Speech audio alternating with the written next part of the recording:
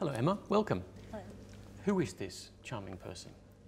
This is my mum, Andrea, and she passed away 10 years ago when I was about 9 or 10, and she's the reason why I'm here today.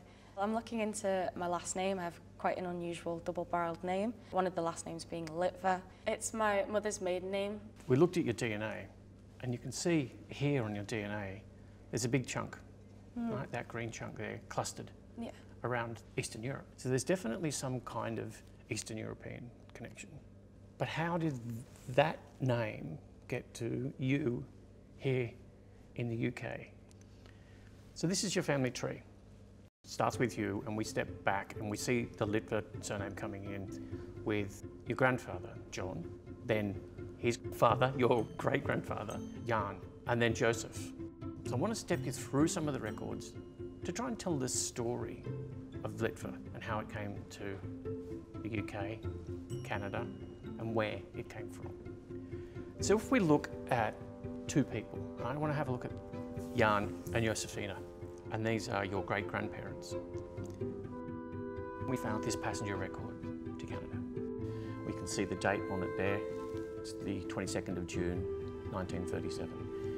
Passenger lists are wonderful because they give us such a great insight into a moment in history, and they tell us a lot about our ancestors. And if we zoom in, we can actually see Jan and Josefina on there. That is them coming out of Europe. We get to know their age, their relationships with each other, so they're married, what their occupations are, where they're from, Slovak, right? So this is it, Czechoslovakia, Slovakia. This is where you're from. I had no idea. I didn't even know they were from Slovakia. I was assuming Latvia or Lithuania. I think my brother suggested Belarus. I had no idea. I didn't even think about Slovakia.